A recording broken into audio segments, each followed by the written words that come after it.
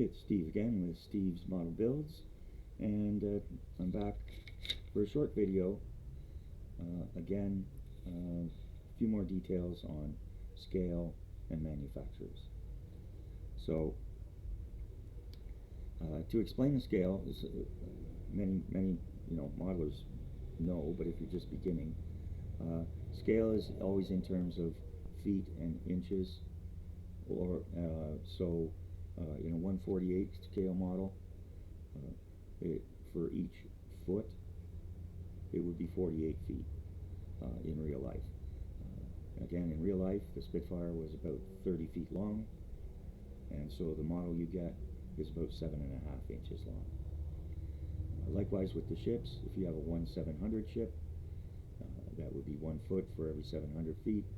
1,400 foot ship, that would be a model that would be 2 feet.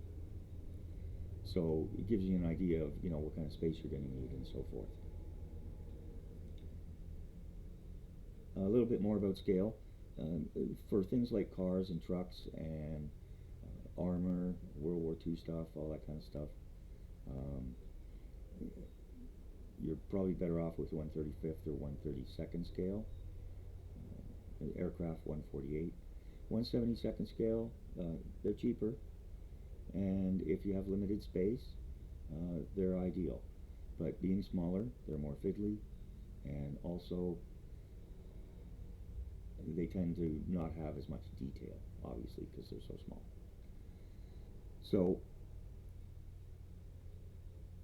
and as I mentioned just before, there are other kinds of models you can get. They're not all military models. There's cars, there's trucks, there's Millennium Falcon out there, other kinds of spaceships, real and imaginary.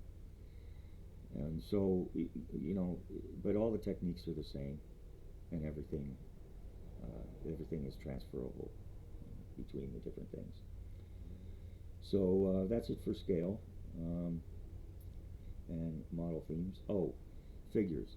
If a lot of people are really into figures, and you're better off with 1/32 or 1/35 if you're going to paint them. It's just easier. If you go smaller, well, it's going to be harder. So, and again, with the larger ones, you get more detail. So if you become interested in that, that's the scales you want. Talk a little bit more about companies that manufacture scale model kits. Everybody knows I'm a big fan of Tamiya and Hasegawa, two Japanese companies. There's another Japanese company called Fujimi Moke, and their kits are more expensive. I've never built one, but I expect they are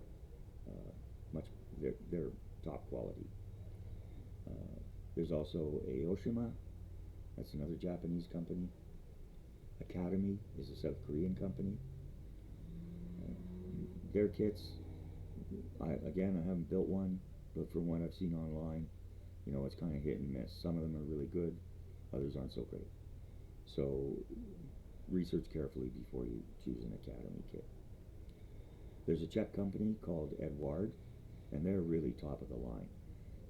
They have photo etch stuff, all sorts of different extra details, and they also do aftermarket stuff. So if you have a model and you want to that didn't come with photo etching, you can order photo etching from them, but it isn't cheap.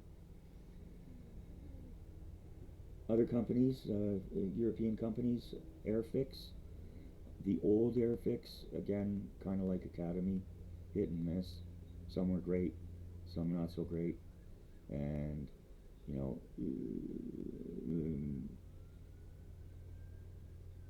until quite recently, the quality went down. However, they've been purchased by Hornby, which is a model train company, and along with Humbrol paints, which are excellent paints.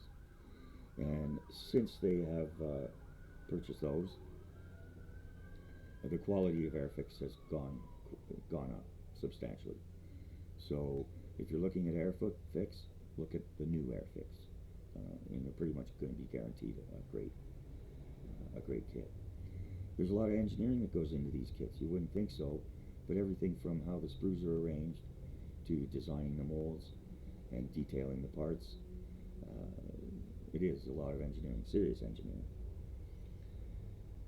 Another company is Italeri. They're an Italian company. I built one Italeri kit when I was a teenager.